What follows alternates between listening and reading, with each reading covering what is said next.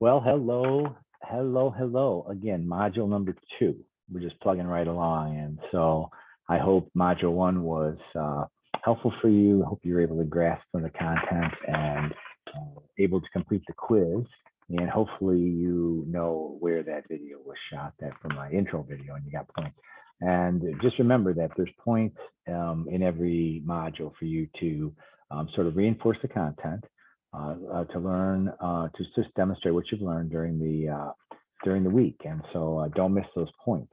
The other thing I wanted to draw your attention to is that, and we'll talk about this more at the Zoom call on Thursday. That I've set up these leadership happy hours, and these are a time for 15 of us to get on a call, Zoom call, and to just have a cocktail or coffee or beverage of your choice, or eat your dinner or whatever, but just kind of gather a small group of us uh, on a Zoom call, just so we can talk about whatever you guys want to talk about around leadership. We can talk about the course. We can talk about a problem you're having at your job. We can talk about anything that's on your mind about the topic of leadership. And I might be able to give you some insight into a problem you're having at work with your boss, with an initiative that's not going that great. So join one of those happy hours, and there's several of them scheduled throughout the course. I cap them off at 15 students, keep them small and sort of intimate, and feel free to register for one of those in the upcoming week. So module two's focus is really on two things. It's on determining your own personal leadership style. So now we're going to start to build out the leadership style components that you want to develop and you want to assess that you have in place for yourself today. And then talk also about today's health landscape challenges and how complex the system is. So we'll kind of have both of those pieces in flight for this week's module. This week in the reflection journal, you'll be asked to take and look at all of the output from your assessments that you've done and put those into a short essay.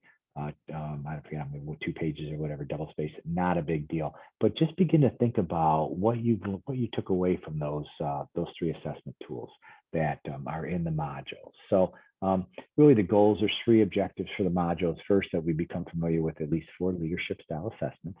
You're going to be doing 3 of them, and there's many more in the test or in the textbook. You want to be able to explain sort of your personality type, your leadership style, that you have learned about from these assessments. And then you want to begin to, based on the assessment findings, devise a plan to improve on those areas in your leadership styles, which there may be gaps, and also to build on those areas where we have strengths. So you want to start to think about your strengths and weaknesses as a leader. And those will be a part of your leadership development plan assignment, and also a part of what I'll ask you to build, which is your leadership development plan, which will outline what are those 3 to 5 things you really want to focus on, and then the interventions that you'd want to implement, the measurement approach to seeing if you're hitting your targets, and those will also be a part of your leadership model. And that also can be used as something that when you meet with your boss for your evaluation, and then ongoing throughout the year, here's your plan. This is the things you're working on. This is what you're not so great at. These are the things you want to get better at.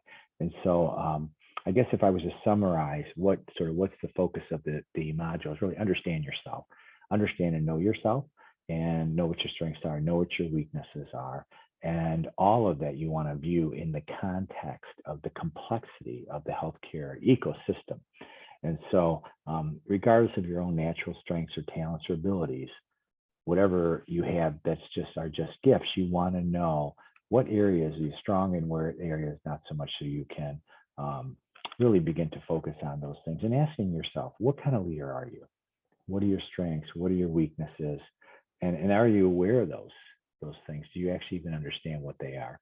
So those are really important components. So in the textbook, there's several different leadership tools that are outlined. They do a good job of going through those high level.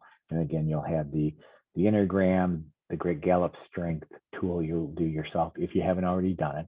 And then the dynamic cultural leadership assessment, which Dr. Jerry Ledlow, who happens to be the author of our textbook, who also happens to be the dean, which means he's my boss, he actually developed that model in the textbook with one of my colleagues when I got my doctorate back in 2005. And so there's all these connections with the textbook, with myself, Dr. Ledlow with the course. Kind of interesting. You never know where you're going to end up. I guess that's a lesson there for all of us. So that's chapter 2. Then chapter 3 really looks at the dynamics of all of the different forces that are within the healthcare industry, which are important for professionals to really understand and identify, and then to look at how do you map the leadership behaviors that are needed to solve those problems. And so we're going to really look at some industry challenges and leadership competencies. So not only your competencies that you identify through your tools, but really what are the healthcare leadership competencies that are needed within your own skill set. And so I'm going to share my screen, and I'm actually going to show you 2 slides, which I think really are in the textbook, but I wanted to walk through them because they're both very complex. And so I want to make sure you're seeing those. And the first slide really is about the healthcare ecosystem. And you can see from this slide, it's figure 3.1 in the textbook, there's a ton of different moving pieces here. And so you can see how you have legislation, you can see how you have health policy, the whole idea around quality, the idea around systems and system feedback, political influence, the whole idea around risk. You have outcomes, decision systems, you have patients, you have populations of people, you have processes, you have probability and analytics and data. And so you have all these different moving pieces that are outside of the healthcare organization in the system. And then you have all of these different systems within the healthcare organization. And then you have healthcare entities that are connected to other healthcare entities. And so it's absolutely huge, all of the forces that are at work within healthcare delivery. And all this, when it really revolves down, is that we're just trying to get people healthy. And there's so much that goes on around the complexity of the healthcare delivery system. And you can see here as we move through this model, we have structures within healthcare delivery of processes that are repeatable and that occur, that achieve outcomes. And then the question around those outcomes is that what's the efficacy and the value of those outcomes to the system overall? And then always, this is on a barrier of what we're calling cost and the importance of cost.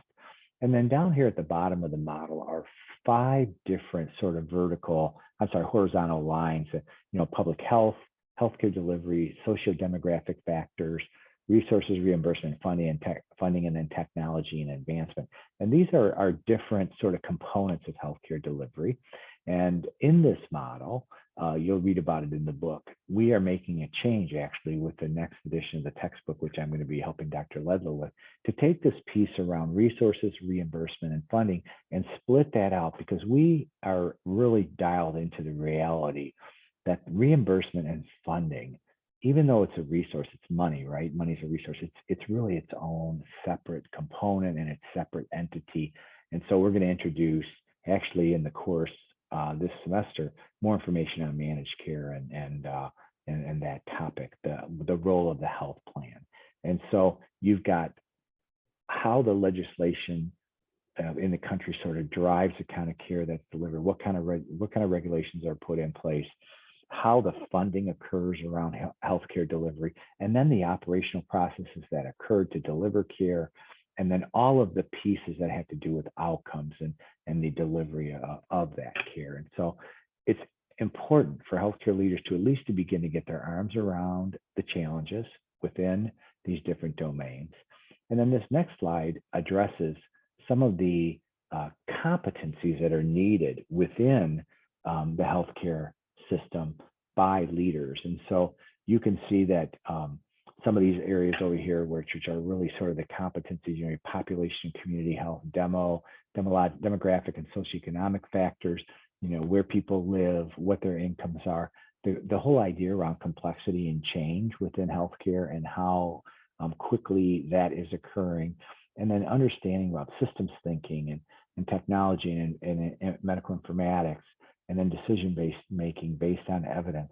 And then, of course, healthcare policy and legislation implementation. And then that main bucket of the different areas, the different structures within healthcare delivery, business operations, finance, HR, the supply chain, insurance, risk, project management, all of these different components that are at play within the healthcare system. And then maybe the most important component to the model that we're looking at really is that whole bottom bar around leading people and managing resources. And that's really what leaders do in healthcare. They lead people and they manage resources, and not just healthcare, but just leadership in general. We don't manage people, we lead people. And all of us know what it's like to work for a boss who manages us versus leads us. They're checking on our start time. They're looking at how many widgets we produced. They're not stimulating and challenging us to become better contributors to the vision and the mission of the organization or of the team that we're part of. So important to keep in mind that there's complexity within the healthcare system that is huge. And then there's competencies that are needed within the healthcare leader to manage the healthcare complexity. And then you as an individual, you have strengths, you have weaknesses. You want to begin to assess what are those components in me as a leader that are strong, that I'm effective at, and then what are those areas that I need to work on and to build out so I can be a more effective leader. So that's it for module number 2. I hope this was helpful, and I hope our time together was worth your commitment. Have a great rest of the week. Take care.